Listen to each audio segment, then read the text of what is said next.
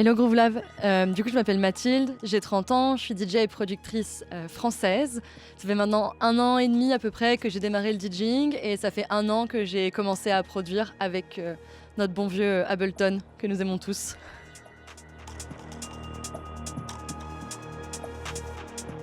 Oh waouh, très très varié.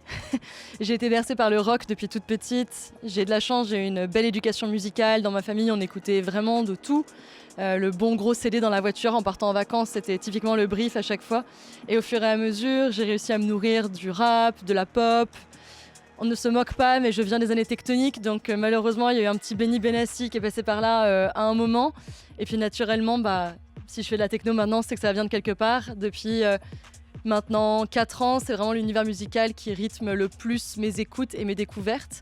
Et mon style va osciller entre de la mentale, de la tribal et sinon toute la techno, mais un peu plus old school. Et voilà, c'est ça à peu près.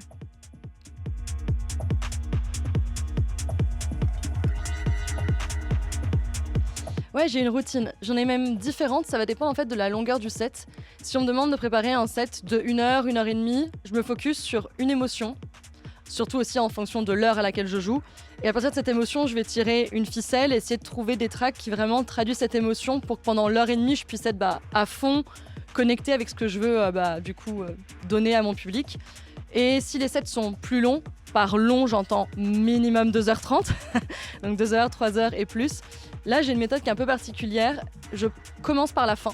Donc je choisis le closing, donc les 3 tracks qui vont terminer mon set. Et à partir de là, je remonte la ficelle et jusqu'à mon opening que lui, pour le coup, je vais vraiment créer comme un ensemble de tracks. Mais dans ma tête, c'est genre mon opening, mais parfois ça peut durer 15 minutes. Et ensuite, j'ai des dossiers et je vais piocher dans les dossiers au fur et à mesure. Mais ouais, ma routine, c'est de démarrer par la fin de l'histoire et de savoir comment j'arrive à cette conclusion pour créer quelque chose qui me ressemble.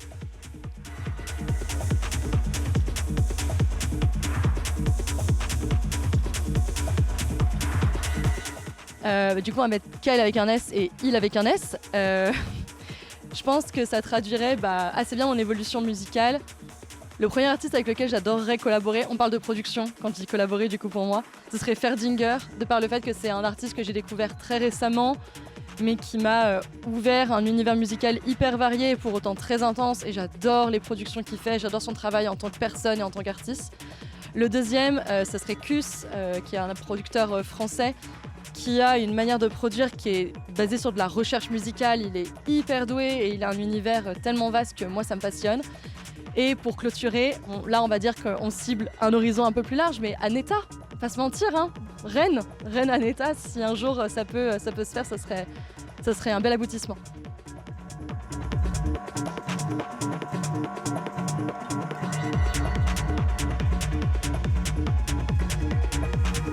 Je pense que le Rex, ça te reste collé à la peau.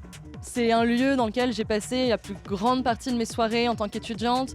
J'habite à 200 mètres du Rex, donc autant dire que dès qu'il y a une bonne line-up, j'ai la rue à traverser, j'y passe beaucoup de temps. Ce qui était assez paradoxal, c'est que 10 minutes avant mon set, j'étais en train de faire une pause technique. Et tu sais, j'étais assise sur les toilettes en train de me dire « Mathilde, dans 10 minutes, tu vas pas danser, tu vas mettre ta clé sur la platine et c'est à toi d'envoyer le son. » Donc c'était vraiment complètement unique. Je pense que je pouvais pas rêver meilleures conditions. La line-up était folle, c'était Kus du coup qui faisait une invite pour Raise Agency. J'ai joué après Marsal, en closing, enfin toutes les conditions étaient réunies et j'ai passé un hyper bon moment.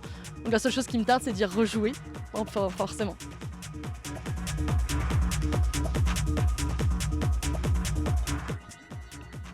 Je pense que ça se résume en une phrase, une histoire bien racontée, tout simplement.